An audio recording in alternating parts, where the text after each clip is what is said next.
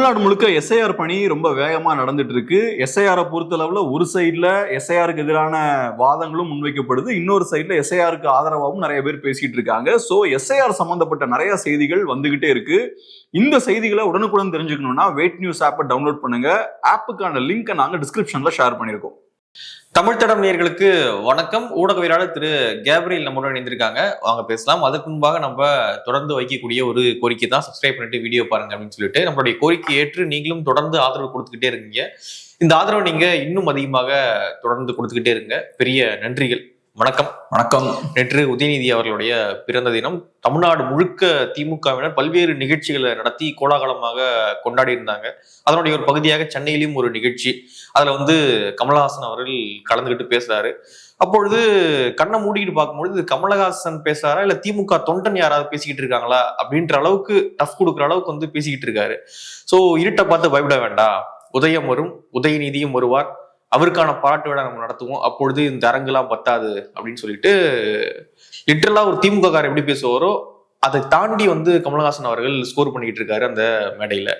So எப்படி பாக்குறீங்க உதயநிதி அவர்களுக்கு கமலஹாசன் அவர்கள் இந்த அளவுக்கு சப்போர்ட்டிவா பேசுறாரா அல்லது ஆதரவா, எப்படி வேணா எடுத்துக்கலாம். சோ இந்த அளவுக்கு அவருக்கு அனுசரணையா பேச வேண்டிய அவசியம் என்ன? சோ இந்த ஸ்பீச் எப்படி பாக்குறீங்க?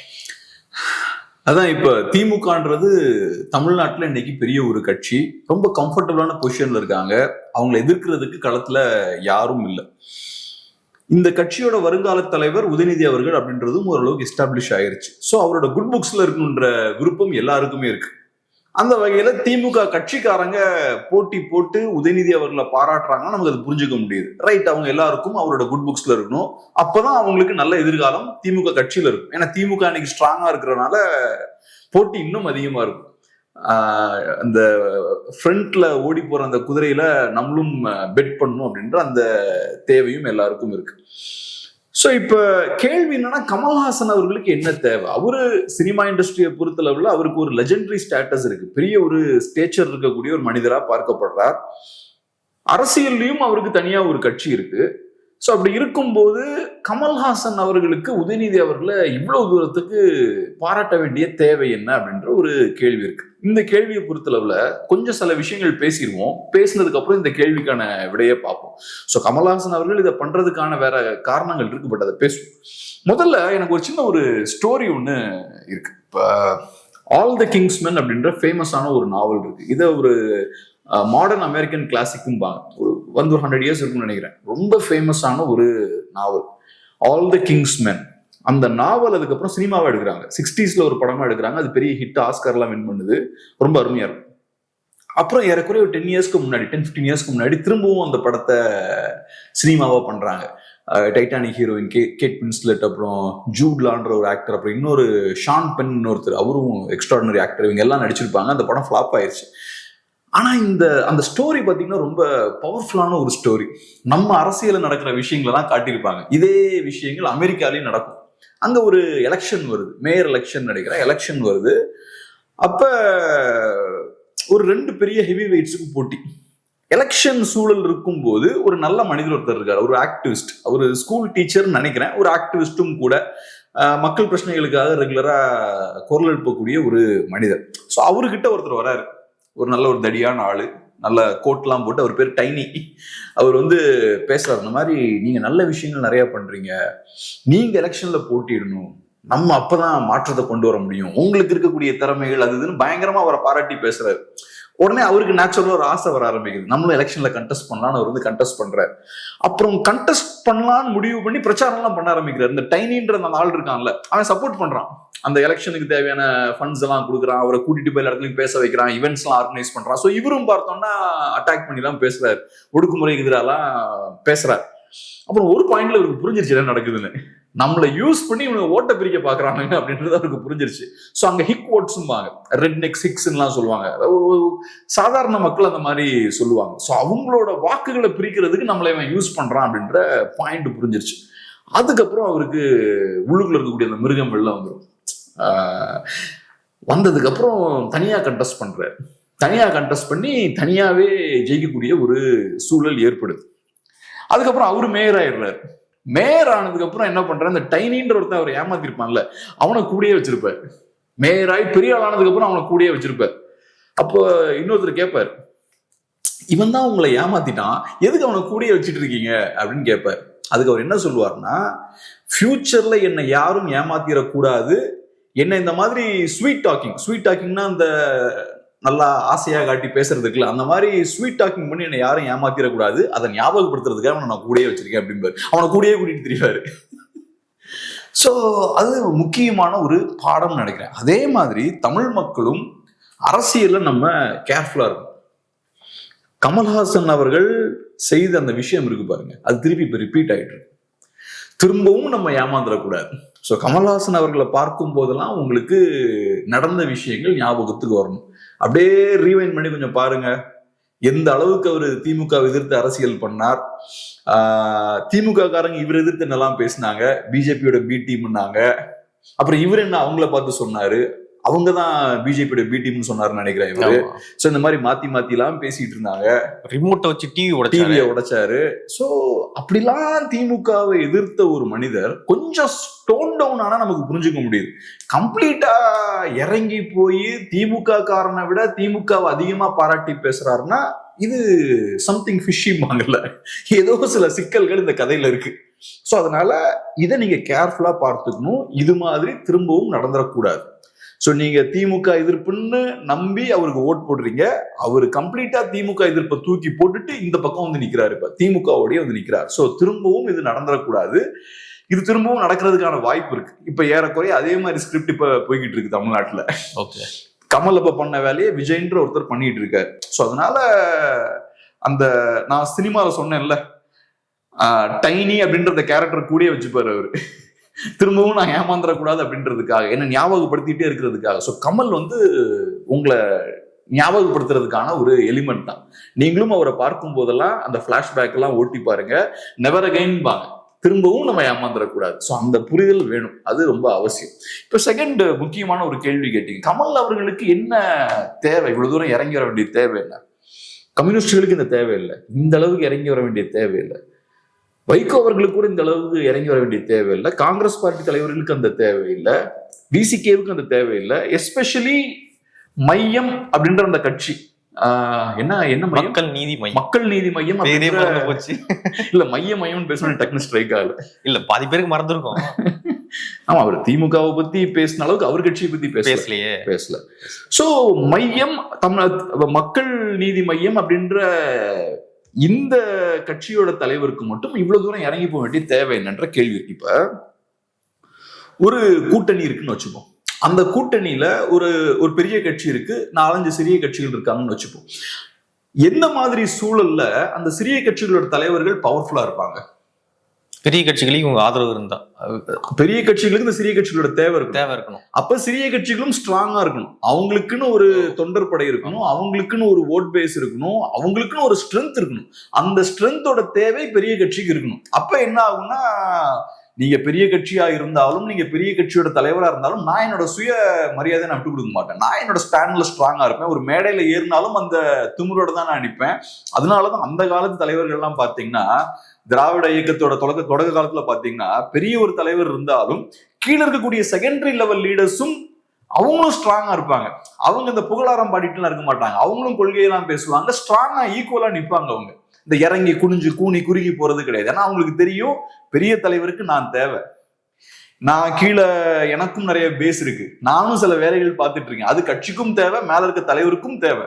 ஸோ அந்த ஒரு அத்தாரிட்டி அவங்களுக்கு இருக்கும். இப்ப இந்த மக்கள் நீதி மையம் கட்சியை பொறுத்தவரை இந்த கட்சி ஒண்ணுமே இல்லை.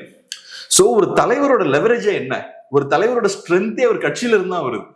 சோ இப்ப மக்கள் நீதி மையம்ன்ற கட்சிக்கு எந்த ஸ்ட்ரென்த்துமே இல்லைன்ற சூழல் ஆகும்போது, கமல்ஹாசன் அப்படின்ற இண்டிவிஜுவல் ஒரு சாதாரண இண்டிவிஜுவலா மாறிடுறாரு. சோ அப்ப அவர் யாரை நம்பி இருக்காரு? இப்ப திமுக. அவரை கட்சியை நம்பி அவர் இல்ல, அவர் திமுகவை நம்பிதான் இருக்காரு. சோ நேச்சுரலா இப்ப நீங்க கேட்டீங்கல்ல, ஏன் அவர் இந்த அளவுக்கு இறங்கி போறாருன்னு, அவரோட கட்சி ஸ்ட்ராங்கா இருந்து அவரோட கட்சிக்கு ஒரு 5% ஓட்டு இருந்ததுன்னா அவர் இந்த அளவுக்கு இறங்கி போக வேண்டிய தேவை ஏற்பட்டிருக்காரு. இன்னைக்கு கம்யூனிஸ்டுகள் எல்லாம் வீக் ஆனாலும் அவங்களுக்குன்னு ஒரு பேஸ் இருக்கு, அவங்களுக்குன்னு ஒரு அமைப்பு இருக்கு. சோ அவங்க அந்த அமைப்பை நம்பி இருப்பாங்க. திமுக காரங்க இன்னைக்கு கம்யூனிஸ்டுகளை மதிக்கிறாங்கன்னா அது அந்த அமைப்புக்கான மரியாதை, இவங்களுக்கு ஓட் வாங்கக்கூடிய கெப்பாசிட்டி இருக்கு. சோ அதை பேஸ் பண்ணி இன்னும் சண்முகமுக்கெல்லாம் ஓரளவுக்கு ப்ரெஷர் கொடுக்க முடியுது. பட் நீங்க கட்சின்ற ஃபேக்டரே இல்லை, அப்ப நீங்க ஒரு இண்டிவிஜுவலா இருக்கீங்க. ஒரு இண்டிவிஜுவலா நீங்க இருக்கும்போது உங்க எதிர்காலம் யாரை சார்ந்திருக்கு? திமுகவை சார்ந்திருக்கு. திமுக இவரை ஏன் ஒரு பாசிட்டிவான ஃபேக்டரா பாக்குறாங்கன்னா, இவர்கிட்ட ஒரு இமேஜ் இருக்கு, நேஷனல் லெவல்ல அவருக்கு ஒரு இமேஜ் இருக்கு. ஒரு பெரிய ஒரு லெஜெண்டரி சினிமா ஆக்டர். அஃப்கோர்ஸ் அதெல்லாம் நம்ம கொஸ்டினே பண்ணல, அவர் ஹி இஸ் அ லெஜெண்ட், அதுல எந்த மாற்று கருத்தும் கிடையாது. பெரிய கான்ட்ரிபியூஷன்ஸ் சினிமா இண்டஸ்ட்ரிக்கு அவரு கொடுத்துருக்காரு. பட் அரசியல்னு வரும்போது அவரு இண்டிவிஜுவல் தான், ஃபேமஸான இண்டிவிஜுவல்.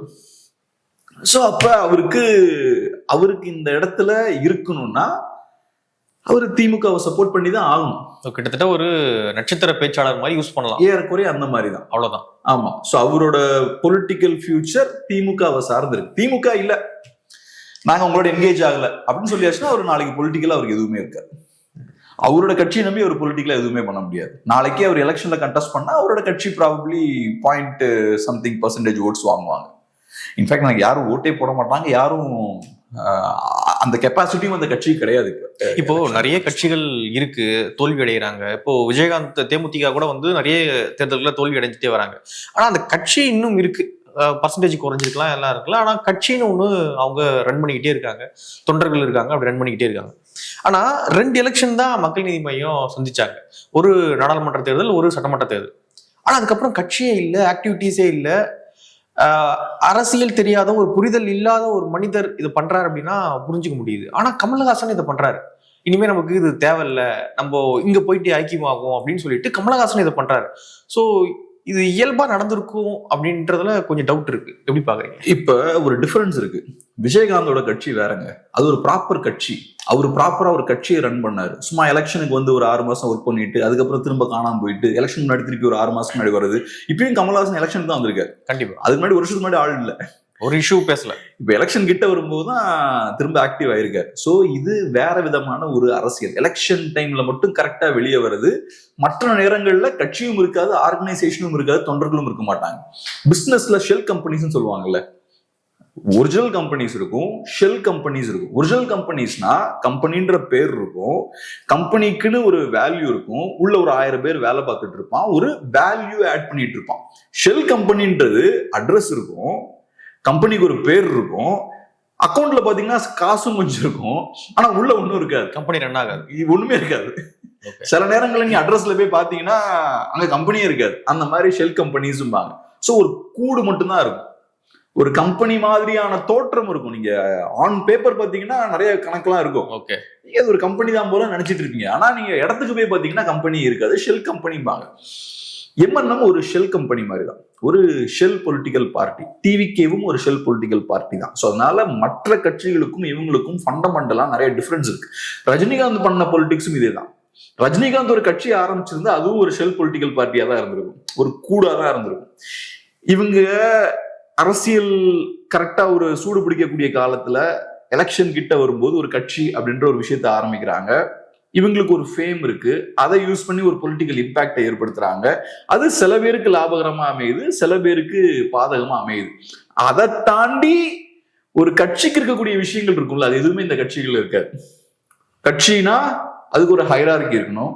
ஹைரார்கி இருக்குன்னா ஒவ்வொரு லெவல்ல இருக்கவனுக்கும் ஒரு பவர் இருக்கும், நிர்வாகிகள் இருப்பாங்க, கட்சிக்கு பொலிட்டிக்கல் ஆக்டிவிட்டிஸ் இருக்கும், ஆர்கனைசேஷன் இருக்கும், ஏதாவது ஒரு ஆக்டிவிட்டியில ஈடுபட்டுக்கிட்டே இருப்பாங்க, ஒவ்வொரு மாவட்டத்திலயும் அவங்க பிஸியா இருப்பாங்க. இது எதுவுமே இந்த கட்சிகளுக்கு இருக்காது. இன்ஃபேக்ட் அந்த கட்சிகளுக்கு அந்த ஹைரார்கின்ற அந்த ஸ்ட்ரக்சரே இருக்காது. விஜய் மட்டும்தான் டிவிகேல, கமல்ஹாசன் அவர்கள் கட்சியில கமல்ஹாசன் மட்டும்தான், யாரும் எதுவும் கேட்க மாட்டாங்க. யோசிச்சு பாருங்க, இப்ப சாதாரண ஒரு கட்சி எடுத்துக்கலாம், இப்ப கம்யூனிஸ்ட் பார்ட்டி எடுத்துப்போம். கம்யூனிஸ்ட் பார்ட்டி போய் பிஜேபியோட அலைன்ஸ் வைக்கிறாங்கன்னு வச்சுப்போம், கட்சி கொலாப்ஸ் ஆயிடும். கட்சி ஃபுல்லா, கட்சியில ஆட்கள்லாம் ஃபுல்லா வெளில போயிடுவாங்க. அதே மாதிரி திமுக அதிமுகவோட கூட்டணி வைக்குதுன்னு வச்சுப்போம், அதிமுக கட்சிக்காரனும் வெளில போயிடுவான், திமுக கட்சிக்காரனும் வெளில போயிடுவான், நீங்களே இதை பண்ணிட்டு போங்கடான்னு போயிடுவோம். விசிகேவுக்கும் அதே மாதிரிதான், அவங்க எதிரியா கருதக்கூடிய ஒரு கட்சியோட அவங்க கூட்டணி வைக்கிறாங்கன்னு வச்சுப்போம், வெளில போயிடுவாங்க எல்லாருமே. ஆனா இந்த கட்சியை பொறுத்தளவுல நீங்க ஒருத்தங்களை எதிரியா பிக்ஸ் பண்றீங்க, அதுக்கப்புறம் அவங்களோடய இவ்வளவு தூரமா இணக்கமா போறீங்கன்றதை விட சரண்டரே ஆயிட்டீங்க கம்ப்ளீட்டா. ஆனா அந்த கட்சியில எந்த ரெஸ்பான்ஸும் இல்லை. அதுக்கான காரணம் அந்த கட்சிக்கு உள்ள ஒண்ணும் கிடையாது. அந்த கட்சி ஒரு இண்டிவிஜுவல் தான், சொல்றதுதான் அங்க, அவ்வளவுதான். டிவிகேவுக்கும் அதே தான், கட்சிக்குள்ள ஒரு ஸ்ட்ரக்சர் இருக்கணும், கட்சி தொண்டர்களை சார்ந்து இருக்கணும், தலைவர்களை சார்ந்து இருக்கணும். அப்படிலாம் இருக்கும்போது அவங்க கிட்ட பவர் இருக்கும். ஸோ இது ஒரு மாதிரி ஒரு ஷெல் கம்பெனி மாதிரி, ஒரு ஷெல் பார்ட்டி.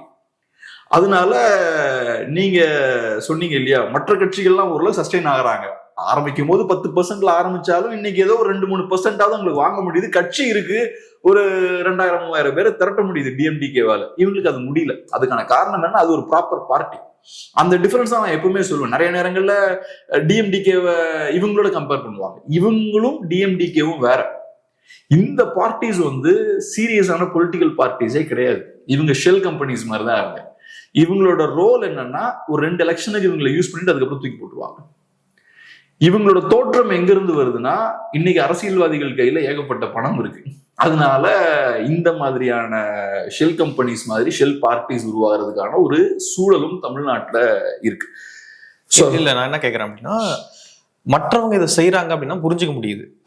அவங்களுக்கு புரிதல் இருக்காது, அவங்க பெரிய இன்டெலெக்சுவலா இருக்க மாட்டாங்க. ஆனா கமலஹாசன் இதை பண்றாரு அப்படின்னும் பொழுது டவுட் வருதுன்ற. கமலஹாசன் இதை இயல்பா நடந்துருச்சா, ஆக்சிடென்டல் மாதிரி நடந்துருச்சா, இல்ல கமலஹாசன் இது திட்டமிட்டு பண்றாரான்னு கேட்கிறேன் நான். கமலஹாசன் அப்போ யாரையாவது தோக்கடிக்கணும் அப்படின்னு 2021 இப்படி வேலையை பார்த்துட்டு இப்போ இங்க ஜாயின் பண்றாரா, திட்டமிட்டு நடந்ததா? அதை நீங்க கேட்கறதுன்னா, நான் சொன்ன கதையில அந்த ஹீரோவுக்கு விவரம் தெரியாம களத்துல இறங்கிடுவாரு, அதுக்கப்புறம் தான் புரியுதுன்றதை நான் சொன்னேன். சோ புரியாம இந்த ஸ்கிரிப்ட் அவர் பிளே பண்ணிட்டு இருக்காரா நீங்க கேக்குறீங்க? இல்ல, புரிஞ்சுதான் பிளே பண்றாரு. புரிஞ்சு, அதான் என்னோட பாயிண்ட். இப்ப புரியாத ஆட்கள் எங்க இருப்பாங்கன்னா, நீங்களும் நானும் இருக்கக்கூடிய இடத்துல இருப்பாங்க. சாதாரண சாமானியர்களா நம்ம இங்க இருப்போம். மேல ஒருத்தர் இருக்காருன்னா அவருக்கு புரியும். ஏன்னா இப்ப கமல்ஹாசன்றவர் ஒரு பெரிய பிராண்ட், அவர் பெரிய ஒரு இன்ஃப்ளூயன்ஸ் இருக்கக்கூடிய ஒரு இண்டிவிஜுவல். அவர் ஒரு விஷயத்த கையில எடுத்து ஒரு விஷயத்த பண்றாருன்னா அதுக்கு ஒரு வெயிட்டேஜ் இருக்கு. அவர் ஒரு விஷயத்த கையில எடுக்கிறாருன்னா அது ஒரு சைட்ல தள்ளிட்டு போகும். ஸோ அவரோட வெயிட் என்ன பண்ணுதுன்னு அவருக்கு தெரியும், அவரோட ஆக்ஷன்ஸ் என்ன பண்ணுதுன்னு அவருக்கு தெரியும். ஸோ அதனால தெரியாமலாம் யாரும் எதுவும் மேல இடத்துல பண்ண மாட்டாங்க. இப்ப கட்சி ஆரம்பிக்கும் பொழுது இங்கதான் நிப்போன்னு கமலஹாசன் தெரிஞ்சிருக்குன்றீங்களா? அது தெரிஞ்சிருக்குமான்னு தெரியல, ஆனா என்ன பண்ணிட்டு இருக்குன்னு தெரிஞ்சிருக்கும். இப்படி ஆரம்பிச்சா இங்கதான் போவோம் அப்படின்னு தெரிஞ்சிருக்கும் அவங்களுக்கு. கிராஃப் அப்படி நம்ம கட்சி ஆரம்பிச்சா அதனால யாருக்கு லாபம்ன்றது தெரிஞ்சிருக்கும். ஆனா இன்னைக்கு இங்க நிக்கிற இடத்துக்கு வந்திருக்குமான்றது அவருக்கு தெரிஞ்சிருக்குமான்னு தெரியல. ஓகே. அப்புறம் உலகம் முழுக்க பாத்தீங்கன்னா சினிமா இண்டஸ்ட்ரியை பொலிட்டீஷியன்ஸ் பெரிய லெவல்ல கண்ட்ரோல் பண்ணுவாங்க. அது எல்லா இடத்துலயுமே இருக்கும். இப்ப நம்ம எல்விஸ் பிரெஸ்லி எல்லாம் பாக்குறோம். அவரு அந்த காலத்துல மியூசிஷியன். அவர் என்டர்டைன்மெண்ட் இண்டஸ்ட்ரி வச்சுப்போமே, என்டர்டைன்மெண்ட் இண்டஸ்ட்ரி மேல பெரிய கண்ட்ரோல் பொலிட்டீஷியன்ஸுக்கு இருக்கும். மைக்கேல் ஜாக்சன் மாதிரியான ஒரு இண்டிவிஜுவலா அடிச்சு காலி பண்ணாங்க. ஏன்னா அவரு சில விஷயங்கள் செய்யறாரு, அதெல்லாம் பிடிக்கல. அதே மாதிரி எல்விஸ் பிரெஸ்லியை பார்த்தோம்னா அவரு பீக்ல இருக்கும்போது யாருக்கும் தெரியல. எல்விஸ் பயங்கர மைக்கேல் ஜாக்சனை விட ஃபேமஸா இருந்தவர்னு சொல்லலாம். ஆனா மைக்கேல் ஜாக்சனோட ஸ்ட்ரென்த் என்னன்னா உலகம் முழுக்க அவருக்கு ஃபேம் இருந்தது. எல்விஸ் மைக்கேல் ஜாக்சன் மாதிரி இன்டர்நேஷனல் டூர்லாம் போல, மோஸ்ட்லி யூஎஸ் கனடாக்குள்ளேயே அவரு இருந்தார். ஆனா இன்டர்நேஷனல் லெவலோட ஆல்பம்ஸ் எல்லாம் இருக்குது. எல்விஸ் பாத்தீங்கன்னா அவரும் இப்ப நம்ம திரும்பி பார்க்கும்போது அமெரிக்கால மாஃபியா கண்ட்ரோல் இருந்தது, பொலிட்டிக்கல் கண்ட்ரோல் இருந்தது. ஏறக்குறைய அங்கதான் மாட்டிக்கிட்டு இருந்தார். அவர் நினைச்ச மாதிரி ஃப்ரீயாலாம் ஆப்ரேட் ஆக முடியல. அவருக்கு நிறைய சிக்கல்கள், தலை மேல நிறைய கத்திகள்லாம் அவருக்கும் தொங்கிட்டு இருந்தது. அவரோட பயோகிராஃபி தான் படிக்கும்போது நம்ம இன்னைக்கு பார்க்க முடியுது. ஸோ என்டர்டைன்மெண்ட் இண்டஸ்ட்ரியில மாஃபியா கண்ட்ரோல் ரொம்ப ஸ்ட்ராங்கா இருந்தது. லாஸ் வேகஸ் இந்த மாதிரியான நகரங்கள்ல இருக்கக்கூடிய அந்த பெரிய கசினோஸ், அப்புறம் பெரிய பெரிய சொகுசு ஹோட்டல்ஸ்லாம் இருக்கும்ல, அதுல எல்லாம் மாஃபியாவோட இன்வெஸ்ட்மெண்ட்ஸ் நிறைய இருந்தது. மாஃபியாஸுக்கு பொலிட்டிக்கல் பேக்கப் இருந்தது. ஸோ இவங்கெல்லாம் சேர்ந்து தான் அந்த என்டர்டைன்மெண்ட் இண்டஸ்ட்ரியை கண்ட்ரோல் பண்ணிட்டு இருந்தாங்க. இன்னைக்கு இதெல்லாம் நம்ம ஃப்ரீயா பேசுறோம். அன்னைக்கு இருந்த மாஃபியா பத்தி இன்னைக்கு எல்லாம் ஃப்ரீயா பேசுறாங்க. ஆனா இன்னைக்கு இருக்கக்கூடிய அமெரிக்கன் மாஃபியா பத்தி இன்னும் 40 years கழிச்சுதான் பேசுவாங்க. நம்ம தமிழ்நாட்டை பொறுத்தளவு நம்ம 50 yearsக்கு முன்னாடி இருந்த பேக்ரவுண்ட் பிளேஸ் பத்தி கூட நம்ம இன்னைக்கு பேசுறது இல்லை. ஆனா நம்ம எல்லாருக்குமே தெரியும் பொலிட்டிக்கல் கண்ட்ரோல் ஸ்ட்ராங்கா ஃபிலிம் இண்டஸ்ட்ரியில இருக்கு. அதனால என்னைக்கும் இந்த சிஸ்டமோட பார்ட்டா இருக்கக்கூடிய ஒரு இண்டிவிஜுவல் நம்பி போறது பெரிய ரிஸ்க். ஏன்னா அவங்க இந்த சிஸ்டமோட பார்ட் அண்ட் பார்சல். கமலஹாசன் அவர்கள் 50 years அவர் இந்த சிஸ்டம்ல டிராவல் பண்ணிருக்காரு, 50ல கூட டிராவல் பண்ணிருக்காரு. அப்படி இருக்கும்போது திடீர்னு ஒரு நாள் ஒன் ஃபைன் மார்னிங் இது எல்லாத்தையும் நான் மாத்தணும்னு அவங்களுக்கு அந்த எண்ணம் வராது. அதனாலதான் நான் எப்பவுமே சொல்றது ட்ராக் ரெக்கார்டை பாருங்க. ஒருத்தனோட ட்ராக் ரெக்கார்டு எப்படி இருக்கு, நிஜமாவே ஸ்டார்டிங்ல இருந்தே சண்டை போட்டுட்டு இருக்கானா, நிஜமாவே மக்கள் மேல அவனுக்கு அக்கறை இருக்கா, திடீர்னு ஒருத்தன் ஒரு 50 வயசுல எனக்கு அக்கறை வந்துருச்சு மக்கள் மேலன்னு வரான்னா, அதுவும் குறிப்பா இந்த சினிமா பேகேஜோட வராங்கன்னா அது சிக்கல் தான். இப்ப சினிமான்றது அது ஒரு தொழில். எப்படி நானும் நீங்களும் ஒரு தொழில இருக்குமோ, எப்படி ஐடி தொழில் இருக்கா, அது மாதிரி ஒரு தொழில் தான். ஆனா இந்த ஒரு தொழில் இருக்கக்கூடிய சிக்கல் என்னன்னா, இது பொலிட்டிஷியன்ஸோட கண்ட்ரோல் இருக்கக்கூடிய ஒரு தொழில். பிளஸ் நான் ஏற்கனவே சொன்ன மாதிரி இவங்கெல்லாம் இண்டிவிஜுவல்ஸ், அவ்வளவுதான், ஃபேமஸான இண்டிவிஜுவல்ஸ். ஸோ நீங்க ஃபேமஸான ஒரு இண்டிவிஜுவலா இருக்கும்போது உங்களுக்கு இழக்கிறதுக்கு ரொம்ப நிறைய இருக்கு. நீங்க ஜஸ்ட் ஒரு இண்டிவிஜுவல் தான். நீங்க ரொம்ப பிரச்சனை எல்லாம் பண்ணீங்கன்னா பட்டன் தூக்கி போட்டுருவாங்க அவங்கள. இலான் மஸ்க் ஒரு ஜஸ்ட் இண்டிவிஜுவல் கிடையாது. அவன் ஹி ரெப்ரசன்ட்ஸ் அன் ஆர்கனைசேஷன். அவன் கிட்ட ஃபினான்ஷியல் கிளவுட் இருக்கு. அவன் சம்பளத்துக்கு வேலை பார்க்குற ஆள் கிடையாது. ஸ்டீவ் ஜாப்ஸுக்கு அந்த பவர் இருக்கு. அதனாலதான் பெரிய பெரிய இண்டஸ்ட்ரியலிஸ்ட்னால சில நேரங்களில் கவர்மெண்ட்ஸே சேலஞ்ச் பண்ண முடியும். பிளஸ் இண்டஸ்ட்ரியலிஸ்ட்லாம் ஒரு குரூப்பா நினைச்சாங்கன்னா சேர்ந்தாங்கன்னா அவனும் கவர்மெண்ட் சேலஞ்ச் பண்ணுவாங்க. ஆனா இவங்களுக்கு அந்த ஸ்ட்ரென்த் எல்லாம் கிடையாது. இவங்களை நினைச்சா ஓவர் நைட் இல்லாம பண்ண முடியும். காட்ஃபாதர் படம் பார்த்திருக்கீங்களா? அந்த படத்துல வரும் பாருங்க, காட்ஃபாதரோட காட்சன் ஒருத்தர் இருப்பாரு. அவருக்கு சான்ஸ் கேட்டு போவாங்க. ஒரு ஃபிலிம் ப்ரொடியூசர் இவனை நான் என்ன ஆனாலும் இவனுக்கு முன்னா கொடுக்கவே மாட்டேன்னு ப்ரெஷர் பண்ணுவான். அவனை கன்வின்ஸ் பண்றதுக்கு இவங்க என்னெல்லாமோ அழுந்து போடுவாங்க அந்த கேரக்டர். ஆக்சுவலா அந்த கேரக்டர் இருக்காங்கல்ல, அந்த கேரக்டர் பேர் எனக்கு மறந்து போச்சு. அந்த காட்ஃபாதர் படத்துல ஒரு மியூசிஷியன் ஒருத்தர் வருவார்ல, அவர் நிஜமாவே ஆக்சுவலா ஃபிராங்க் சினாட்ரா. அது ரியல் லைஃப் கேரக்டர் பேஸ் பண்ண ஒரு கேரக்டர். அது ரியல் லைஃப்ல அது ஃபிராங்க் சினாட்ரா. ஓகே. ஸோ இதெல்லாம் காட்டக்கூடிய விஷயம் என்னன்னா, உங்களை நினைச்சா ஓவர் நைட்ல ஒரு ஸ்டுடியோ காலி பண்ணிடுவோம். உங்களை ஒரு ஸ்டுடியோ பாஸ் நினைச்சாருன்னா உங்களை காலி பண்ணலாம். அங்க நடந்தது அதுதான். அங்க ஒரு பெரிய ஸ்டுடியோ பாஸ் இருக்காரு. அந்த ஸ்டுடியோ பாஸ்க்கு பெரிய ஒரு கோவம். என்னோட கேர்ள் ஃப்ரெண்டோட ஒரு அஃபேர் வச்சிருந்தான். ஸோ என்னோட லைஃபை டேமேஜ் பண்ணிட்டான். நான் அந்த கேர்ளை பெருசா வளர்த்து கொண்டு வரணும்னு நினைச்சேன். பட் அவங்கள டிஸ்ட்ராய் பண்ணிட்டான். அதனால இவனுக்கு நான் சான்ஸே கொடுக்க மாட்டேன். என்ன வேணாலும் எனக்கு கேளு, ஆனா இவனுக்கு மட்டும் அந்த ரோல் கொடுக்க மாட்டேன். இந்த ரோல் அவனுக்கு பெர்ஃபெக்டா இருக்கும், அவனுக்கு பெரிய ஃபேம் கொடுக்கும், எனக்கு காசு கொடுக்கும், ஆனா நான் இவனுக்கு கொடுக்க மாட்டேன் அப்படின்ற ஸ்டாண்ட்ல அவன் இருப்பான். ஸோ அதனால இது நான் சொல்றதுக்கான காரணம் என்னன்னா, ஆக்டர்ஸ் இண்டஸ்ட்ரியலிஸ்ட் மாதிரி கிடையாது. அவங்களுக்கு பெரிய அந்த இன்ஸ்டிடியூஷனல் பேக்கப் கிடையாது. அவங்க இண்டிவிஜுவல்ஸ் தான்.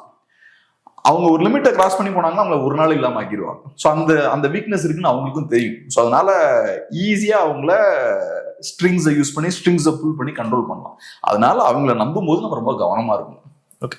இன்னொரு பக்கம் சீமான் அவர்கள் நேற்று ஒரு 1.5 மணி நேரம் பேசியிருந்தாரு. நிறைய விஷயங்கள் குறித்து பேசுறாரு. அப்போ விஜய் குறித்தும் அவர் பேசுறாரு. 41 பேர் இறந்து போறாங்க, இதுக்காக இவ்வளவு பேர் போராடுறாங்க அப்படிலாம் பேசுறாரு. சினிமாவை பார்த்து ஓடுறானுங்க, நம்ம இவ்வளவு கத்திட்டு கிடக்குறோம் அப்படிலாம் பேசுறாரு. 234 தொகுதியிலையும் விவசாய சின்னத்துல எங்களுடைய ஆட்கள் நிக்க போறாங்க அப்படின்னா பேசியிருந்தாரு.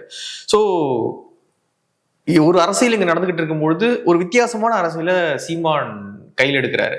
எப்படி பாக்குறீங்க? இது மக்களோட கனெக்ட் ஆகுமா? எப்படி பாக்குறீங்க? இது இங்க வேற ஒரு அரசியல் நடக்குது, இவரு வேற ஒரு அரசியல் பண்ணிட்டு இருக்காரு. அவன் முதல்ல இதுக்கு உள்ள போறதுக்கு முன்னாடி நம்ம ஆடியன்ஸ் நிறைய பேருக்கு நம்ம மேல கோபம் இருக்கு. நேத்து எவ்வளவு முக்கியமான நாள், நீங்க ஏன் தலைவரை பத்தி நீங்க எதுவுமே பேசல அப்படின்லாம் நிறைய பேர் கேட்கறாங்க. யூடியூபோட ரூல்ஸ் அவங்களுக்கு தெரியல. நம்ம ஏதாவது பேசணும்னா சேனலை ஸ்ட்ரைக் பண்ணிடுவாங்க. ஸோ அதனாலதான் நிறைய சேனல்ஸ் அது பேசுறது இல்லை. பேசணுன்ற விருப்பம் இல்லாம கிடையாது, பேசணும்னா நம்ம சேனலை ஸ்ட்ரைக் பண்ணிடுவாங்க.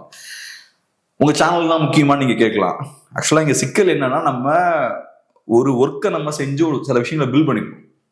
ஒரு வருஷமோ 2 வருஷமோ ஒர்க் பண்ணி அதை பில் பண்றோம். ஒரே நிமிஷத்துல பட்டுனது எல்லாத்தையுமே இல்லாம பண்ணிடுவாங்க. இங்க எல்லாம் ஸ்ட்ரைக் அடிப்பாங்க, ரிப்போர்ட் பண்ணுவாங்க. அதுக்கெல்லாம் ஆட்கள் இருக்காங்க. இங்க மாசா பண்ணுவாங்க. நம்ம ஏதாவது தப்பு பண்ணுவோமான்னு பார்த்துட்டு இருப்பாங்க. அதை பண்ணாங்கன்னா நம்ம சேனல் காலி ஆயிடும். ஸோ அதனாலதான் அந்த விஷயத்த பண்ணல. கண்டிப்பா இந்த சுவர் இருந்தாதான் சித்திரம் வரைய முடியும்னு சொல்லுவாங்க. ஸோ நமக்கு இருக்கிற ரிசோர்ஸ் வச்சு இருக்கக்கூடிய இந்த சூழல்ல பெஸ்டா என்ன பண்ண முடியுமோ அதான் நம்ம பண்ண முடியும். கண்டிப்பா நம்ம பெரிய தலைவர்கள் கிடையாது. நம்ம பெரிய பேக்கப்போட இருக்கிறதுக்கு இண்டிவிஜுவல்ஸ் தான். ஸோ அதனால என்ன பண்ண முடியுமோ அதை பண்றோம். அதுல நேத்து செய்ய வேண்டிய வேலையை நம்மளால செய்ய முடியல. அதுக்கான காரணம் என்னன்னா, இந்த பிளாட்ஃபார்ம் அதை அலோவ் பண்ணாது. அதனால நம்ம அதை பண்ணல. நம்ம அதை மீறி சில விஷயங்கள் பண்ணோம்னா ஸ்பெசிஃபிக்கா அதை டார்கெட் பண்றது நிறைய ஆட்கள் இருக்காங்க. இதனால நானே பாதிக்கப்பட்டிருக்கேன். இதுக்கு முன்னாடி ஒரு சேனல்ல ஏறக்குறைய இழந்திருக்கேன். ஸோ அது டேஞ்சர், அங்க சிக்கல் இருக்கு. ரெண்டாவது, இப்ப இங்க நடக்கக்கூடிய விஷயங்கள் இருக்கு பாருங்க தமிழ்நாட்டுல அரசியல், இது எல்லாமே டைவர்ஷன் தான். இந்த டைவர்ஷன்லாம் ஏன் இருக்குன்னா, மக்கள் அரசியலை பேசக்கூடாது அப்படின்றதுக்காக தான் இந்த டைவர்ஷன்லாம் இருக்கு. நீங்க விஜயை வச்சு டைவர்ட் பண்ணலாம், அப்புறம் தேவையில்லாத நரேட்டிவ்ஸ் பில் பண்ணலாம். ஓபிஎஸ் அப்படி சொல்லிட்டாரு, இபிஎஸ் இப்படி சொல்லிட்டாரு, டிடிவி தினகரன் அதை பண்ணிட்டாரு, அதிமுகவுக்குள்ள இந்த குழப்பங்கள்லாம் போயிட்டு இருக்கு. இதெல்லாம் நீங்க செய்தாலும் மக்கள் தமிழ்நாட்டில் இருக்கதானே செய்யறாங்க. அந்த மக்களுக்கு பிரச்சனை இருக்குதானே செய்யுது. அதை பத்தி பேசிதானே ஆகணும். ஸோ அவங்களும் ஒண்ணு சேரதானே செய்வாங்க. ஸோ அவங்களுக்கான அரசியலை கையில் எடுக்க வேண்டிய தேவையும் இருக்கு. அதை கையில் எடுக்கதான் செய்வாங்க. அதை யாராலையும் ஸ்டாப் பண்ண முடியாது.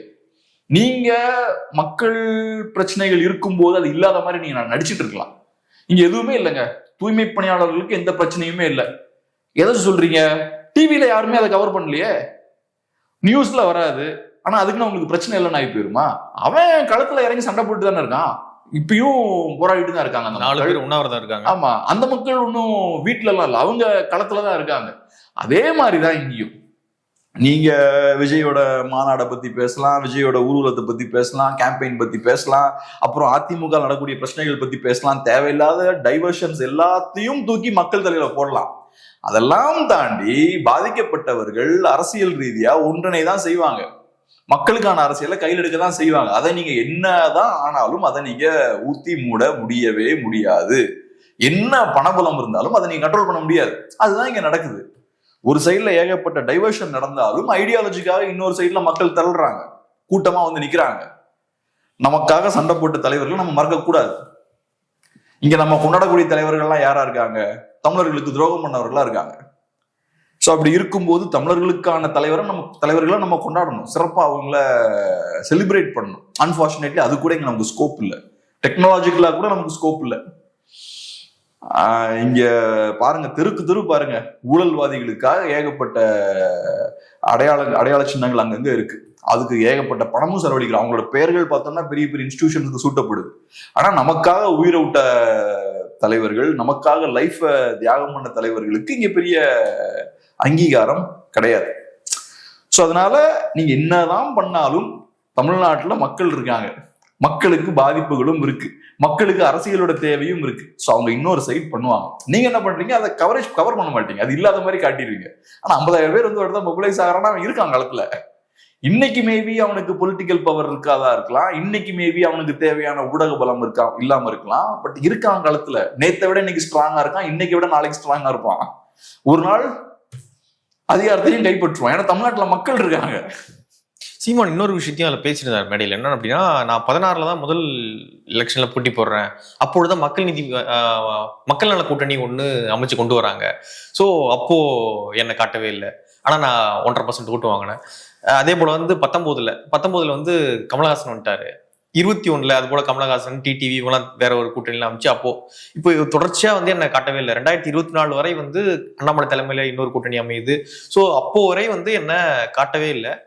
ஆனாலுமே நான் வளர்ந்துகிட்டே இருக்கேன், 8% ஓட்டு வாங்குறேன், அங்கீகரிக்கப்பட்ட கட்சியா மாறுறேன். ஏன்னா நீங்க பேசவே மாட்டீங்க, ஆனா நான் வளர்ந்துகிட்டே இருக்கேன். அதே போலதான் இப்பயும் என்ன நீங்க பேச மாட்டீங்க 26லயும், ஆனா நான் வளருவேன், என்னுடைய இடத்த நான் பிடிப்பேன் அப்படின்னு வந்து சொல்றாரு. இது உண்மைதான். ஒவ்வொரு எலெக்ஷன்லயும் ஒவ்வொரு டிஸ்ட்ராக்ஷன் நம்ம சொசைட்டில இருக்கு. மக்கள் நல கூட்டணியால மக்களுக்கு எந்த பிரயோஜனமும் கிடையாது. அது ஒரு complete distraction, agenda driven distraction அது. ஆமா, இவர் சொன்னாரு, மல்லை சத்யா சொன்னாரு, இது வந்து அதிமுகவை ஆட்சியில உட்கார வைக்க வைகோ பண்ண சதி இது அப்படின்னு மல்லை சத்யா சொல்றாரு. இப்போ அதையும் இப்ப சொல்றாரு, அப்ப சொல்ல வேண்டியதானே? இப்பதான் சொல்றாரு. கண்டெஸ்ட் எல்லாம் பண்ணிருக்கீங்க. ஆமா, கண்டெஸ்ட் பண்ணாரு. அப்போ இப்ப வந்து சொல்றீங்க இல்ல. சோ அப்ப உங்களுக்கான இடம் அங்க இல்லைன்ற சூழல் ஏற்படும் போது, வாரிசு அரசியலால நீங்க பாதிக்கப்படும் போது, இப்ப பழைய ஞாபகம் வருது. ஆட்டோகிராஃப்ல பாடுவாங்க பாருங்க, அப்ப பழைய ஞாபகங்கள்லாம் வருது. நீங்க அதை ஓப்பனா பேசுறீங்க. சோ இது மக்கள் நலன் வந்து நீங்க பேசல, உங்களோட சுயநலத்துல இருந்து பேசுறீங்க. எனக்கான ஸ்பேஸ் இல்லை, எனக்கான அதிகாரம் இல்லை அப்படின்னு இடத்துல இருந்து பேசுறீங்க. ஸோ ஒவ்வொரு எலெக்ஷன்லயும் ஒவ்வொரு டைவர்ஷன், ஏதாவது ஒரு புதுசா ஒரு விஷயத்தை கிரியேட் பண்ணி, ஒரு சென்சேஷனை கிரியேட் பண்ணி, நிஜமான மாற்ற நோக்கி மக்கள் போகாம டைவர்ட் பண்றதுக்கு நிறைய விஷயங்கள் இருக்கு. 2016 நீங்க சொன்ன மாதிரி மக்கள் நல கூட்டணி, 1921 கமல்ஹாசன், இப்ப புதுசா இப்ப பெரிய பிளேயர் ஒருத்தர் இறங்கியிருக்காரு, விஜய் இப்ப இறங்கியிருக்காரு. ஸோ இந்த டைவர்ஷன்ஸ் எல்லாம் இருக்கு. ஆனா இதுல ஒரு டிஃபரன்ஸ் இருக்கு. இதுக்கு முன்னாடி இருந்த காலகட்டங்கள்ல என்டிகேவுக்கு ஓரளவு கவரேஜ் இருந்தது மீடியால. டிவியில எனக்கு தெரியும், நான்லாம் டிவி பார்க்கும்போது என்டிகேவுக்கு இதை விட பெட்டரான கவரேஜ் இருந்தது. இப்ப இந்த காலகட்டம் இருக்கு பாருங்க, கம்ப்ளீட் இருட்டடிப்பு நடந்துட்டு இருக்கு. இந்த காலகட்டம் கம்ப்ளீட்டா தமிழ் நேஷனலிசம்ன்ற ஒரு கான்செப்டே இல்லைன்ற மாதிரியான ஒரு சூழலை அவங்க ஏற்படுத்துறாங்க. ஸோ அன்னைக்கும் இன்னைக்கும் டிஃபரன்ஸ் இருக்கு. 2016 ஏடிஎம்கேக்கு ஒரு தேவை இருந்தது, என்டிகேவுக்கு நிறைய பப்ளிசிட்டி கொடுக்கறதுக்கு ஏடிஎம்கேக்கு ஒரு தேவை இருந்தது. ஏன்னா அவங்க ஆன்டி டிஎம்கே பாலிடிக்ஸ் பிளே பண்ணாங்க. ஏடிஎம்கே ஓட்டையும் பெருசா கை வைக்கல. அந்த மாதிரியான சில தேவைகள் இருந்தனால சிஸ்டம் ஓரளவுக்கு என்டிகேவை சப்போர்ட் பண்ணுச்சு. இந்த அதிகார வர்க்கம் ஓரளவுக்கு லைட்டா ஒரு சின்ன ஊடக வெளிச்சம் கொடுத்துச்சு. ஆனா இன்னைக்கு பார்த்தோம்னா என்டிகேவால 2 பேருக்கும் டேமேஜ் ஏற்படுது. அதிமுகவுக்கும் டேமேஜ் ஏற்படுது, திமுகவுக்கும் டேமேஜ் ஏற்படுது. ஏன்னா அந்த அளவுக்கு வளர்ந்துட்டாங்க. நீங்க 1-2% ஓட்டு வாங்குற வரைக்கும் நீங்க சின்ன பிளேயர், உங்களால பெருசா எல்லாருக்கும் பாதிப்பு வராது. அப்ப யாருக்கு லாபம் இருக்கோ அவங்க உங்களை சப்போர்ட் பண்ணுவாங்க. ஆனா நீங்க வளர்ந்து வளர்ந்து ஒரு ஸ்டேஜுக்கு மேல போயிட்டீங்கன்னா நீங்க டூ பிக். இப்ப எல்லாருமே கொஞ்சம் அன்ஹாப்பியா தான் இருக்காங்க. ஸோ அதனால பெருசா கவரேஜே இப்ப இல்லை. கவரேஜே இல்லைன்னாலும் களத்துல தமிழ் நேஷனலிசம்ன்ற ஐடியாலஜி நிறைய மக்கள்கிட்ட போய் சேர்ந்துருச்சு. ஐடியாலஜி ட்ரிவன் கேடஸ் தொண்டர்களை உருவாக்கியாச்சு. நிறைய யங்ஸ்டர்ஸுக்கு இப்ப தமிழ் நேஷனலிசம் அப்படின்ற அந்த விஷயத்த பேச ஆரம்பிச்சுட்டாங்க. நீங்க மைண்டை எரேஸ் பண்ண முடியாது. மைண்ட்ல இருக்கக்கூடிய ஒரு ஐடியாவை எரேஸ் பண்ண முடியாது. ஆர்வலோட ஒரு ஃபேமஸான ஒரு புக் இருக்கு, ஜார்ஜ் ஆர்வலோட புக் ஒன்று, 1984. அந்த புக் ஒரு பெரிய ஒரு மாஸ்டர் பீஸ். அதுல எப்படிதான் அந்த கம்யூனிஸ்ட் ஆட்சியில எப்படி மூல செலவெல்லாம் பண்றாங்கன்றதெல்லாம் சொல்லுவாங்க. அந்த மாதிரிலாம் நீங்க ஒருத்தனோட மனிதனோட ஒரு மைண்ட்ல இருக்கிற அந்த ஐடியாவை நீங்க எரேஸ் பண்ணவே முடியாது. ஓட்டு ஏறலாம், கம்மியாகலாம், மீடியால வெளிச்சம் இல்லாம இருக்கலாம், அதெல்லாம் ரைட்டு. ஆனா இன்னைக்கு நிறைய பேர் அதை வெறித்தனமா ஏத்துக்க ஆரம்பிச்சிட்டாங்க. ஒரு ஐடியாலஜியோட ஸ்ட்ரென்த்தே அதுதான். அதுக்குள்ள இமோஷன்ஸ், பேஷன்லாம் இருக்கும். ஸோ உள்ள போயாச்சுன்னா அது ஒருத்தனை சூடு ஏத்திடுவாது. அதை நீங்க வெளில தள்ள முடியாது. ஸோ அந்த மாற்றம் இன்னைக்கு தமிழ்நாட்டில் நடந்துருச்சு. கருத்தியல் ரீதியான பிடிப்பு இருக்கக்கூடிய ஒரு பெரிய ஒரு கூட்டத்தை உருவாக்கியாச்சு இன்னைக்கு தமிழ்நாட்டில். ஸோ இன்னைக்கு அதை ஒரு மாதிரி கவரேஜ் எல்லாம் கொடுக்காம எடுக்காம டைவர்ஷன்லாம் பண்ணி ஓட்டிட்டு இருக்கீங்க. ஆனால் இப்படியே ஓட்டிகிட்டே இருக்க முடியாது. ஏதோ ஒரு பாயிண்டா வெளில வந்துருவான். அவனை ஸ்டாப் பண்ண முடியாது. டைம் வரும்போது அவன் மாற்றத்தை கிரியேட் பண்ணுவான். அடுத்த கேள்விக்குள்ள போறதுக்கு முன்னாடி இப்ப தமிழ்நாட்டை பொறுத்தளவுல எஸ்ஐஆர் பணிகள் வேகமா நடந்துட்டு இருக்கு. எஸ்ஐஆரை பொறுத்தளவுல 2 விதமான பார்வை இருக்கு. ஒரு சைட்ல எஸ்ஐஆருக்கு எதிராக பேசக்கூடிய விஷயமும் நடந்துட்டு இருக்கு. இன்னொரு சைட்ல எஸ்ஐஆர் ஆதரிக்கிறதுக்கும் நிறைய பேர் இருக்காங்க. சோ இப்ப எஸ்ஐஆர் சம்பந்தப்பட்ட நிறைய செய்திகளும் பார்த்தோம்னா வந்துகிட்டே இருக்கு. இந்த செய்திகளை உடனுக்குடன் தெரிஞ்சுக்கணும்னா வெயிட் நியூஸ் ஆப்பை டவுன்லோட் பண்ணுங்க. ஆப்புக்கான லிங்கை நாங்க டிஸ்கிரிப்ஷன்ல ஷேர் பண்ணிருக்கோம். இன்னொரு பக்கம் செங்கோட்டையன் அவர்களுடைய அந்த இணைப்பு, அதை ஒட்டி அவருடைய வீட்டில் ஒரு பேனர் வச்சிருக்காங்க. அந்த பேனர்ல எம்ஜிஆர், ஜெயலலிதா அம்மையார், அண்ணா, பெரியார் எல்லா போட்டோவும் வச்சு, கிட்டத்தட்ட விஜய் போட்டோ மட்டும் தான் அங்கே புதுசாகுது. மற்றபடி எல்லார் போட்டோவும் அந்த பழைய பேனர்ல இருக்கு மாதிரி தான் இருந்துட்டு இருக்கு. எப்படி பாக்குறீங்க? ஜெயலலிதா அம்மையாரை தாவேக்காவும் கொண்டாட ஆரம்பிச்சிருக்காங்க. எப்படி பாக்குறீங்க இதை? அவங்களோட ஸ்ட்ராட்டஜி அதுதான். நாங்க தான்டா ஏடிஎம்கேன்றாங்க. இப்ப கிளீன் பார்ட்டின்னு சொல்றாங்கல்ல, அப்போ அந்த இமேஜ் அடி வாங்கும்.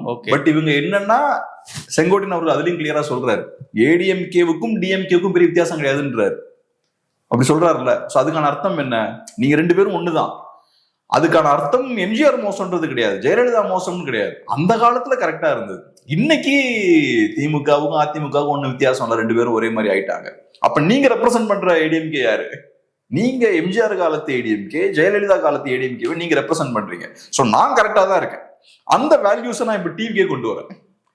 இப்ப அந்த நிஜமான அதிமுக வேலையை யாரு பண்றாங்க? டிவிக்கே பண்றாங்க. எம்ஜிஆர் வழியில, ஜெயலலிதா வழியில டிவிக்கே போறாங்க. அண்ணா, எம்ஜிஆர், ஜெயலலிதா இவங்களெல்லாம் உள்வாங்குறாங்க. ஸோ அவங்க அதான் சொல்றேன்ல, ஸ்டார்டிங்ல இருந்தே இவங்க கிரியேட் பண்ற டேமேஜ் யாருக்குன்னா ஏடிஎம்கேவுக்கு தான். இவங்களோட நோக்கமும் அதுதான். இவங்க யாருமே டிஎம்கேவுக்கு எந்த டேமேஜுமே ஏற்படுத்தல. ஸோ உங்களுக்கு இபிஎஸ் மேல கோபம் இருக்கு. என்ன கோபம்? அதிமுகவை ஒருங்கிணைக்கலன்ற கோபம் இருக்கு. அம்மையார் ஜெயலலிதா வழியில போல, எம்ஜிஆர் வழியில போலன்ற கோபம் இருக்கு. இதெல்லாம் உங்களுக்கு டிவிகேல இருக்கா? இப்ப போய் நீங்க டிவிகேல போய் சேர்ந்துருக்கீங்க. சோ அதிமுகல நீங்க இல்லைன்னு நினைச்ச விஷயங்கள்லாம் டிவிகேல இருக்குன்றீங்க. அது உங்க விருப்பத்துக்கு ஏற்ற மாதிரி அந்த பேனர்லயும் போட்டோஸ் எல்லாம் ஆட் பண்ணியாச்சு. சோ இங்க சொல்ல வர்றது என்னன்னா, திமுகவை எதிர்க்கணும்னா அதிமுக அன்னைக்கு செஞ்ச வேலையை நாங்க இன்னைக்கு செய்யறோம். சோ நாங்க தான் நிஜமான திமுக எதிர்ப்பு. எங்க பக்கம் வாங்க எல்லாரும். இப்போ ஒரு கட்சிக்கு ஒரு கொள்கை இருக்கு அப்படின்னா இன்னொரு கட்சியினுடைய லீடரை எடுத்து போட முடியாது இல்லையா? அந்த கட்சி இல்லை அப்படின்னா பரவாயில்ல, அந்த கட்சி இருக்கும் பொழுது அவங்க அலைவா ஒர்க் பண்ணிட்டு இருக்கும் பொழுது அந்த லீடர் தூக்கி நீங்க யூஸ் பண்றீங்க. இதே அதிமுகவுடைய முன்னாள் நிர்வாகிகள் திமுக இருந்தாங்க. அவங்க அதே இப்படி போட போயிட்டு அங்க ஜெயலலிதா படத்தை போட்டு பேனர் அடிக்க முடியுமா? திமுக போயிட்டு அடிக்க முடியாது. ஆனா தாவேக்கால அதை பண்ண முடியுது. சோ என்னதான் கொள்கை, என்னதான் சொல்ல வராங்க தாவேக்கா? ஒண்ணுமே புரிய மாட்டேது. கொள்கையெல்லாம் எதுவும் கிடையாது. சிம்பிள். ஒரு கார்பரேட் ஸ்டைல்ல பிராண்ட் பில்டிங் அப்படின்ற ஒரு கான்செப்ட் இருக்கு. இப்ப நான் இருக்கேன், எனக்கு ஒரு சக்சஸ்ஃபுல்லான எலெக்ஷன் ஸ்ட்ராட்டஜிஸ்டா மாறணுன்ற விருப்பம் இருக்குன்னு வச்சுப்போம். அப்ப நான் என்ன பண்ணுவேன், அதுக்கு தேவையான விஷயங்கள் நான் பண்ண ஆரம்பிப்பேன். நான் அப்புறம் பார்ப்பேன் சக்சஸ்ஃபுல்லான ஆள் யாரெல்லாம். பிரசாந்த் கிஷோர் ஒரு கம்பெனி வச்சிருக்காரு, இதே மாதிரி 4-5 ஆட்கள் இருக்காங்க. அவங்க கம்பெனிஸ் எல்லாத்தையும் பார்த்து அதுல இருக்க சில அடையாளங்கள் நான் எடுத்துப்பேன். அதே மாதிரி என் பிராண்டையும் நான் ப்ரொஜெக்ட் பண்ணுவேன். அவங்க யூஸ் பண்ற அந்த ஐடென்டிட்டிஸ்லாம் நான் என் பிராண்டுக்குள்ள கொண்டு வருவேன். என்னையும் அவங்கள மாதிரி நான் ப்ரொஜெக்ட் பண்ணிப்பேன். 2-3 ஆர்டிகிள்ஸை நான் பிளான் பண்ணுவேன், சில இன்டர்வியூஸை பிளான் பண்ணுவேன், மற்றவங்களை என்னை பத்தி பேச வைப்பேன். இந்த விஷயங்கள்லாம் பண்ணும்போது ஒரு 2-3 இயர்ஸ்ல நான் ஒரு பிராண்டா இவால்வ் ஆவேன். இதெல்லாம் பண்ணிட்டு இருக்கேன் அந்த காலத்துல, நமக்கு தான் தெரியாது. பிராண்ட் பில்டிங்லாம் கார்பரேட் போர்ட்ல நடந்துட்டு இருக்கு. இப்ப இவங்க என்ன பண்றாங்க, டிவிக்கு என்ன பண்றாங்க, அவங்க ஒரு பிராண்ட் ஐடென்டிட்டியை கிரியேட் பண்ண ட்ரை பண்றாங்க. அது என்ன பிராண்ட் ஐடென்டிட்டி? Anti DMK. ஒரு பார்ட்டினா நான் அப்படி சொல்லியிருக்க மாட்டேன். ஒரு பார்ட்டினா அவங்களுக்கு ஐடியாலஜி இருக்கும், அதெல்லாம் இருக்கும், நிஜமாவே ஃபண்டமெண்டலா ஒரு தேவையின் அடிப்படையில் உருவாயிருப்பாங்க. பட் இவங்க ஒரு கார்பரேட் செட்டப்ல பிஹேவ் பண்றாங்க, ஸ்ட்ராட்டஜிக்கலா இவங்க மூவ் பண்றாங்க, ஸ்ட்ராட்டஜி டீம்ஸ்லாம் வச்சு. ஸோ ஒரு தேவை இருக்கு, நான் வந்து ஆன்டி டிஎம்கே பார்ட்டியா என்ன ப்ரொஜெக்ட் பண்ண முயற்சி பண்றேன். அதுக்கு என்னென்ன அடையாளங்கள்லாம் தேவை? அண்ணா தேவை, எடுத்துப்போம். ஜெயலலிதா அவர்கள் தேவை, எம்ஜிஆர் அவர்கள் தேவை, செங்கோட்டையன் அவர்கள் தேவை, அவரையும் எடுத்துப்போம். இந்த மாதிரி ஸ்டைல்ல அவங்க பாலிடிக்ஸ் பண்றாங்க. ஸோ இந்த பிராண்ட் பில்டிங்கை பொறுத்தளவுல மக்களுக்கு இதனால பயன் இருக்கான்னு கேட்டீங்கன்னா இருக்காது. ஆனா இவங்க கிளியர் கட்டா ஒரு விதமான ஒரு பிராண்ட் ஐடென்டிட்டியை கிரியேட் பண்ணிட்டு இருக்காங்க. நாங்க தான் ஆன்டி டிஎம்கேவுக்கான ஆட்கள், நீங்க எங்களை தான் நம்பணும், நீங்க எதுக்காக அதிமுகவுக்கு ஓட்டு போட்டீங்கன்னாலும் அந்த விஷயங்கள் நாங்களே செய்யறோம். நீங்க அதிமுகவுக்கு ஓட்டு போட்டு உங்க கிடைக்கக்கூடிய நண்பர் இருக்குல்ல, அதை நாங்களே தரோம். திமுகவை நாங்க வீழ்த்தி காட்டுறோம், அவங்க வீக்கா இருக்காங்க, அங்க போகாதீங்க அப்படின்றாங்க. ஸோ இவங்க அதிமுகவை அடிச்சு காலி பண்றதுக்கான வேலைகளை பண்றாங்க. ஸோ அந்த மார்க்கெட்ல கம்பீட் பண்றாங்க. அந்த அதுக்கேற்ற மாதிரியான ஒரு பிராண்ட் ஐடென்டிட்டி. திமுகவை வீழ்த்துன்னு நினைக்கிறவனுக்கு ஒரு எதிர்பார்ப்பு இருக்கும்ல, அவனுக்கு என்னெல்லாம் பிடிக்குன்றதெல்லாம் கரெக்டா அடையாளம் கண்டு அதுக்கேற்ற மாதிரியான அவனை அட்ராக்ட் பண்றதுக்கான ஒரு பிராண்டை கிரியேட் பண்ணி வச்சிருக்காங்க, கிரியேட் பண்ண முயற்சி பண்றாங்க. ஸோ ஒரு பிராண்ட் பில்டிங் எக்ஸசைஸ் அங்க ஓடிட்டு இருக்கு. ஓகே, இப்போ இந்த 41 பேர் உயிரிழந்த விவகாரத்துல விஜய் அவர்களை ஆதரவிச்சு அதிமுக தேவையில்லாத தவறு பண்ணிட்டாங்களோ, அவங்களும் சேர்ந்து அட்டாக் பண்ணிருக்கணும், எப்படி பாக்குறீங்க? ஸ்ட்ராட்டஜிக் பிளண்டர், அதெல்லாம் பெரிய பெரிய பெரிய பெரிய மிஸ்டேக் அவங்க பண்ணிட்டாங்க. நம்ம பொடி பசங்க உட்காந்து பேசிட்டு இருக்கோம், நமக்கு தெரியுது, அது கூட தெரியாம உட்காந்துக்கிட்டு டிவிகேவுக்கு போய் சப்போர்ட் பண்ணிட்டு இருந்தாங்க. டிவிகேவை நீங்க சப்போர்ட் பண்ணிக்க வேண்டிய அவசியமே இல்லை, டிவிகே காரங்களே களத்துல வந்து சப்போர்ட் பண்ணல. அப்புறம் பிரச்சனை எல்லாம் முடிஞ்சதுக்கு அப்புறம் இப்ப தெளிவுபடுத்திட்டாங்க, நாங்க அதிமுகவோடலாம் போக மாட்டோம்ட்டாங்க. பிரச்சனை முடிஞ்சதுக்கு அப்புறம் அப்ப அதெல்லாம் சொல்ல, பிரச்சனை முடிஞ்சதுக்கு அப்புறம் நாங்க அதிமுகவோட போக மாட்டோம்ட்டாங்க. சோ நீங்க என்ன பண்ணி அதிமுக ஆள் எடுக்கிறாங்க, அதிமுக இருந்து ஆட்களையும் எடுக்கிறாங்க. இப்பவும் பேசிட்டு இருக்காங்க, எலெக்ஷன் கிட்ட வரும்போது அதிமுக டிவிக்கு அலையன்ஸ் வந்து ஃபைனலைஸ் ஆயிருங்க அப்படின்னு பேசிட்டு இருக்காங்க. நடக்கிறது என்னன்னு பாக்குறாங்களா இல்லையான்னு எனக்கு தெரியல. நிறைய பேர் அப்படி பேசிட்டு இருக்காங்க இப்பயும் டிவியில உட்கார்ந்து. அதுக்கான வாய்ப்பெல்லாம் கிடையவே கிடையாது. விஜய் அதை பண்ண மாட்டாரு. ஒரு கட்சி இருக்கு, ஒரு தலைவர் இருக்காருன்னா அவங்களோட பிஹேவியர் பேட்டர்னை நம்ம ஸ்டார்டிங்ல இருந்து கரெக்டா பார்க்கணும். அதுல சில ரிப்பீட்டேஷன்ஸ் இருந்துகிட்டே இருக்கும், சில விஷயங்கள் பார்த்தீங்கன்னா ரிப்பீட் ஆகிட்டே இருக்கும். அது அந்த கட்சியோட தலைவரோட கேரக்டர், அது குணம் சார்ந்த விஷயம். ஸோ நீங்க அதை மாற்ற முடியாது. இந்த கட்சிக்கு ஸ்டார்டிங்ல இருந்து அந்த கேரக்டர் இருக்கு. கிளியர் கட்டா டிஎம்கேவோட நலன்களை பாதுகாக்கக்கூடிய வேலையை தான் அவங்க பார்த்துட்டு இருக்காங்க. ஸோ அப்படி இருக்கும்போது உங்களுக்கு டேமேஜ் ஏற்படுத்தக்கூடிய ஒரு கட்சி டிவிகே, அந்த கட்சி ஒரு சிக்கல்ல போய் மாட்டுதுன்னா நீங்க என்ன பண்ணணும்? குறைந்தபட்சம் அமைதியா ஓரமாவது வேடிக்கை பார்க்கணும், அடிவாங்க அப்படின்னு. அதை விட்டு நீங்க உள்ள குதிச்சு அதை போய் காப்பாத்துறீங்கன்னா, ஸோ அதனால நெப்போலியனோட ஃபேமஸான ஒரு கோட் இருக்கு, when your enemy is busy making mistakes, don't disturb him. Don't disturb your enemy when he is busy making mistakes. எதிரி தப்பு பண்ணிட்டு இருக்கும்போது டிஸ்டர்ப் பண்ணாத, அவனை அமைதியா விட்டுரு அப்படிப்ப. வாட்டர்லூன்னு ஒரு ஃபேமஸான படம் இருக்கு, அதுலயுமே அந்த டயலாக் வரும், அது பேட் மேனர்ஸ் அப்படிம்பாரு. It's bad manners to disturb your enemy when he is making mistakes அப்படிம்பாரு. அதனால அவங்க டிவிக்கு அவங்களே போய் குழியில போய் மாட்டிக்கிட்டாங்க. ரெண்டாவது அவங்க மேல நியாயமும் இல்லை, அவங்க பெரிய தவற பண்ணியிருக்காங்க. அப்ப நீங்க என்ன பண்ணணும்? ஒன்றும் வேடிக்கை பார்க்கலாம், குறைந்தபட்சம் வேடிக்கை பார்க்கலாம், இல்லைன்னா அட்டாக் பண்ணலாம். அது என்ன பண்ணிருக்கும்? உங்க எதிரியை வீக் ஆக்கியிருக்கும். உங்க எதிரியை வீக் ஆக்குறது உங்களுக்கு நல்லதுதான். ஆனா நீங்க என்ன பண்ணிட்டீங்க? அவங்கள பெயில் அவுட் பண்ணிட்டீங்க. ஓகே, வேற ஒரு பிளான் போட்டு அது தவறா முடிஞ்சிடுச்சா? வேற ஒரு பிளான்லாம் ஒண்ணும் இல்லை, டெஸ்பிரேஷன், வெறும் டெஸ்பிரேஷன். நமக்கு ஒரு பெரிய ஒரு பார்ட்னர் வேணும், ஏன்னா அவங்க பேசுற அரசியல் வந்து திமுக எதிர்ப்பு தான்.